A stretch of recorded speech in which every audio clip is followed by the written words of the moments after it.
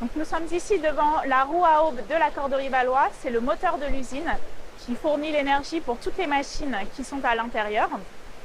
Cette roue à aube a été installée au 19e siècle et il s'agit d'une roue de type poncelé. C'est une innovation technique puisque à l'époque la machine à vapeur entrait en concurrence avec les roues hydrauliques. Les ingénieurs et les mathématiciens ont donc cherché à augmenter le rendement des roues à aube en agrandissant les roues, en mélangeant le métal et le bois et surtout en installant des aubes incurvées. La vitesse de la roue a pu augmenter et donc le rendement final a pu être amélioré.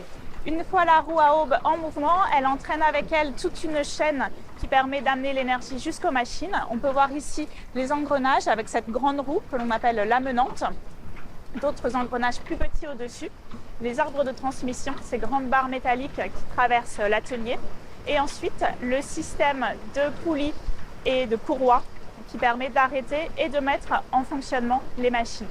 Donc, la corderie Valois a ouvert en 1880. La roue à aube a été installée à cette époque.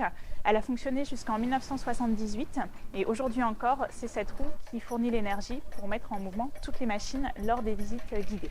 C'est un témoignage exceptionnel de l'histoire industrielle de la vallée du Caï et de la région de manière plus large. Il faut savoir qu'au 19e siècle, le long du Caï, on avait énormément d'usines, principalement textiles, des tissages, des indienneries, des teintureries également. L'association du Musée de l'Homme et de l'Industrie ainsi que les pouvoirs publics se sont mobilisés pour sauver le site. C'est ce qui a permis l'ouverture du musée en 1994 et c'est grâce à cette action qu'aujourd'hui nous pouvons encore voir les machines en fonctionnement. Je suis adjoint technique donc, ici et notre métier, donc, mis le fait d'entretenir les machines, c'est aussi d'entretenir le moteur de la corderie, donc, qui est effectivement la roue à eau qu'on a sous les yeux.